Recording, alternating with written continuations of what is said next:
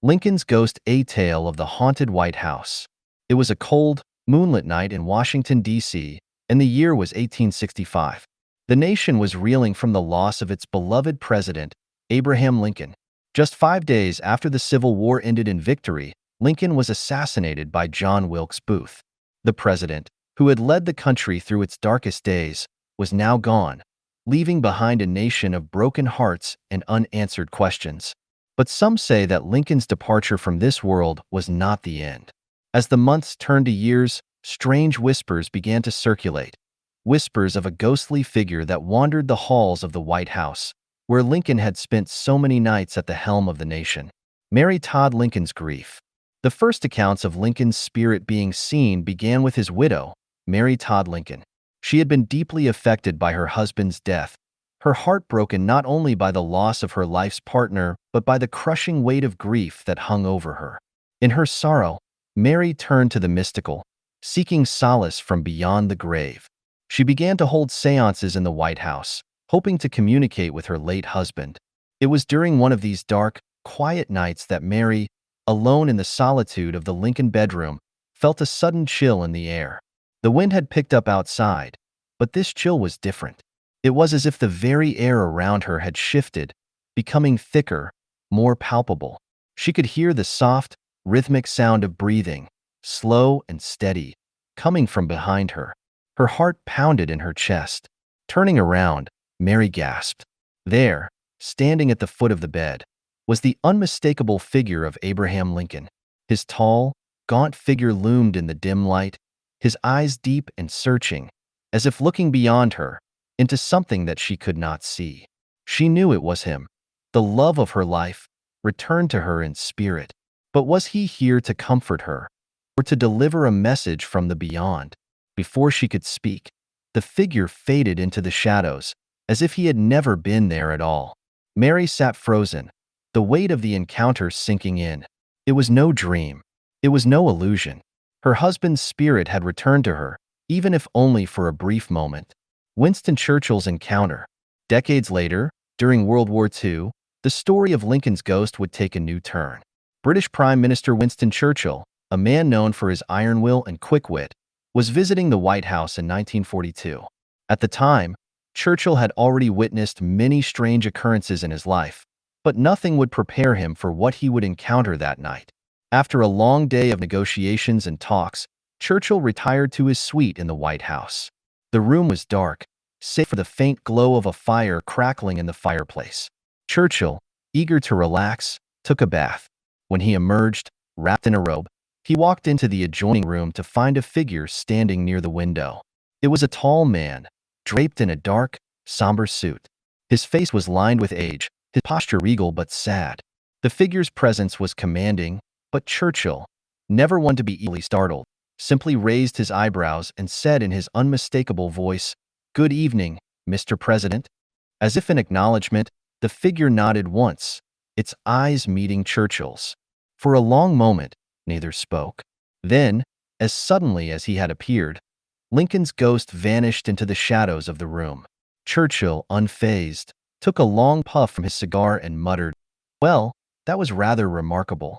He never spoke of it again, but the encounter with the spirit of Abraham Lincoln would stay with him for the rest of his life.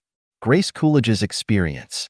In the 1920s, Grace Coolidge, wife of President Calvin Coolidge, found herself alone in the White House during a particularly quiet evening. The mansion, which had seen so much history, felt eerie and silent. Grace, curious about the rumors of Lincoln's ghost, decided to visit the Lincoln bedroom, the site of so many ghostly encounters. As she stood in the doorway, she felt a sudden sense of awe and unease. The room was bathed in soft, ethereal light from the moon outside, and for a brief moment, it seemed as if the walls themselves were watching her. Then she saw it. There, standing near the window, was the unmistakable figure of a man, tall and solemn, gazing out over the grounds of the White House. His features were indistinct in the dim, but she could tell it was the president. It was Lincoln. Grace Coolidge stood frozen, unsure whether to speak, to move, or to leave. But the ghost, sensing her presence, slowly turned to face her.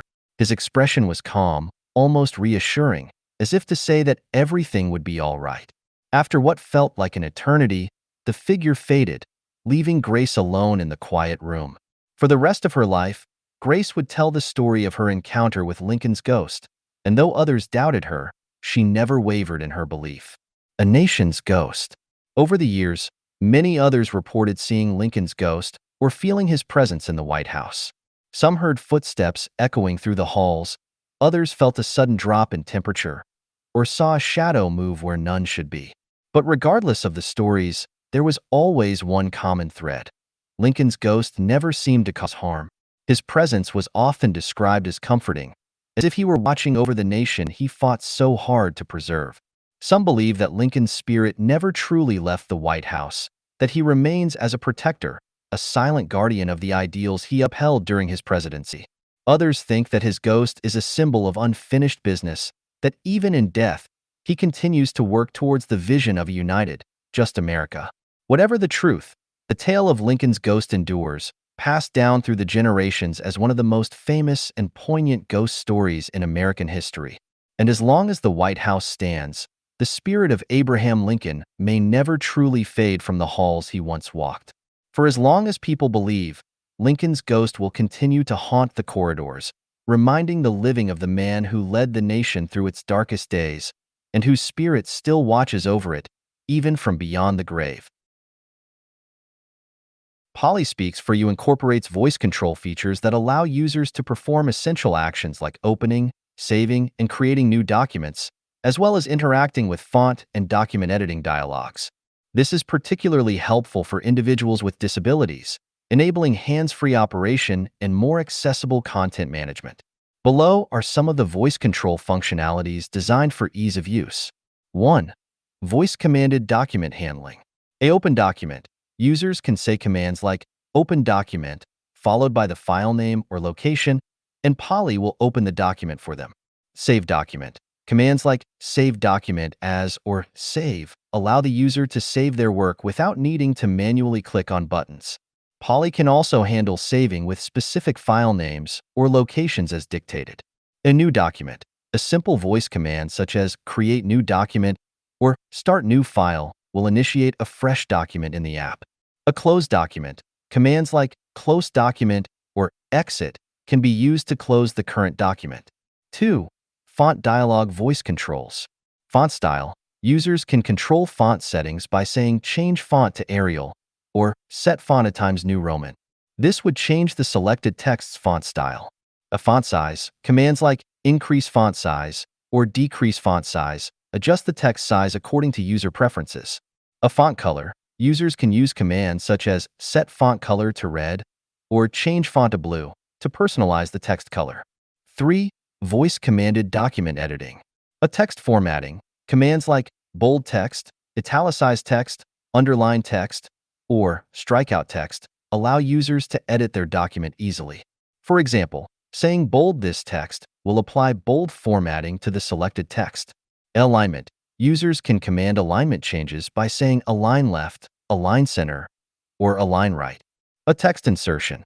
A user can say insert text, and the software will insert the given text at the current cursor position. A text navigation.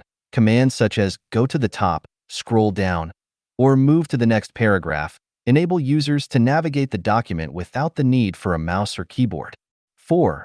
Voice-activated help and assistance. Help commands. Users can ask questions like, what can I do? Or help me with saving to receive guidance on specific tasks. Poly can offer step-by-step instructions based on voice queries. A undo/redo. Voice commands such as undo or redo let users correct mistakes or revert to previous actions in their document. 5. Advanced features for accessibility. Speech recognition training. For improved accuracy, Poly can guide users through the Windows speech recognition training process, adapting to their voice patterns and improving dictation accuracy. A text-to-speech for editing. Users can have text read aloud to them while editing, making it easier to spot errors and refine their documents. These voice-controlled features make PolySpeaks for You an accessible tool for individuals with disabilities, particularly those with visual impairments, mobility issues, or other conditions that limit their ability to use traditional input devices. The hands-free operation helps users maintain independence and improve their document management and editing experience. If you've enjoyed this video, don't forget to hit the like, share, and subscribe buttons to stay updated with more content. The creator of Polly Speaks for You has always been driven by a passion for giving a voice to those who need it most. Whether it's through text-to-speech technology or voice recognition, the goal has always been to create tools that help individuals, especially those with disabilities or learning challenges, communicate and interact with the world in a way that is meaningful and empowering. The stories shared, such as those about the sailors aboard the HMS Victory, are not just about reliving history, they are about the power of voice. Through Polly Speaks for You, the creator saw an opportunity to use storytelling as a medium to convey courage, strength, and resilience, much like the sailors of the past. These stories are intended to inspire and engage users, reminding them of the importance of their voices, both literally and metaphorically. The idea behind these stories is to showcase how technology, particularly speech technology, can be a tool for preserving history, while also empowering users with the capability to share their own narratives. By blending history with technology, the creator of Polly Speaks for You aims to demonstrate how powerful a voice can be in shaping and sharing our world, past and present. In a sense, these stories represent more than just entertainment. They are a way for the creator to give a voice to history, to connect with users in a deeply human way, and to remind them that their voices matter, whether they are telling their own stories or those of others. The creator's work in developing Polly Speaks for You is never just about making a functional tool. It was about making sure that every voice had the power to be heard.